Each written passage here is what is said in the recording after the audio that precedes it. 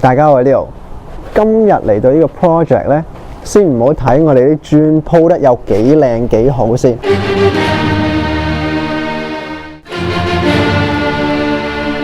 今日呢個 project 最想分享嘅呢，就係一個 drainage system， 即係嗰度。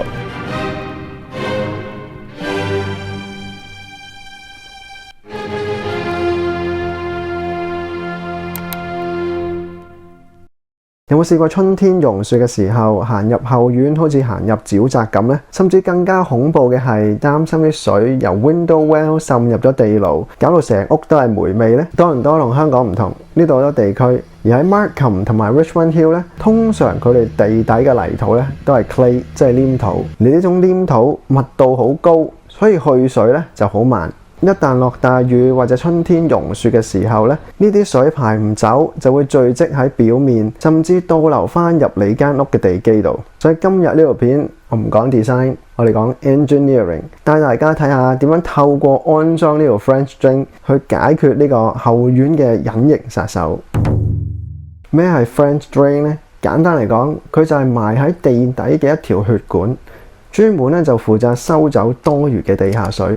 大家喺畫面入邊見到我哋挖掘緊，好多人以為刮埋條坑、埋埋條管就搞掂，錯啊 ！French drain 嘅靈魂咧，在於係個 slope 同埋 gravity。如果條坑刮得太平，啲水流唔喐咧，條管就會變成一個地下儲水池，反而又仲危險。所以當我哋挖掘嘅時候咧，一定要用個 level 去量度翻個 slope， 確保每一尺都有足夠嘅 drop， 引導翻啲水離開你間屋。大家睇下我哋用嘅材料，呢條白色嘅管叫做 whipping towel 或者 perforated pipe， 通常咧佢上邊有好多細嘅窿嘅，地下水升上嚟嘅時候咧，或者好似呢個篩咁，直接由 ring sprout 流落嚟嘅時候咧，就會喺管裏邊流走晒啦。但係呢個亦都係最多無良 contractor 偷雞嘅地方。如果你直接將條管埋入泥度，過2年啲泥就會經啲窿入晒去，塞死晒條管，成個 system 就報廢㗎啦。咁你就要掘開個花園重新做過啦。所以我哋嘅標準做法呢，通常就係用 burrito wrap 呢個 method 嘅，即係好似墨西哥卷啊。大家見唔見到呢層布叫做 nonwoven 嘅 geotextile？ 我哋會先鋪一層布喺個坑底度啦，放石。放管，然後再放翻啲石，最後將塊布包翻埋佢，咁樣做水入得去，但係泥沙咧就入唔到啦。呢個係一個 filtration 嘅 system， 保證條管10年、20年都暢通無阻。講到呢度，你可能會問：喂，我都係想鋪個 patio BBQ 啫，使唔使搞咁多嘢啊？嗱。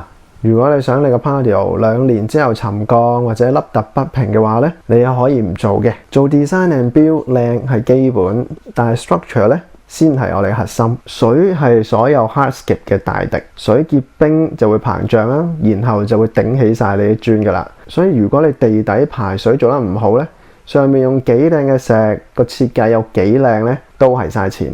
所以我成日同啲客人朋友講，真正嘅 luxury 咧，唔係表面嘅裝飾，而係地底下嘅 peace of mind。安裝 French drain 咧係一項投資，佢唔係支出，佢保護緊你呢間屋最值錢嘅 foundation。如果你後院經常都積水，或者嚟緊呢個春天咧，你諗住裝修，咁你就唔好忽視呢個 water management 啦。問清楚你嘅師傅究竟佢點樣去處理啲水。如果你答唔出咧，咁你就要小心啲啦。今集就係咁多，可以留言講下你哋有冇經歷過類似嘅問題 ，like 同 share 埋條片 ，subscribe 埋個 channel。我係 Leo，我哋下回再見。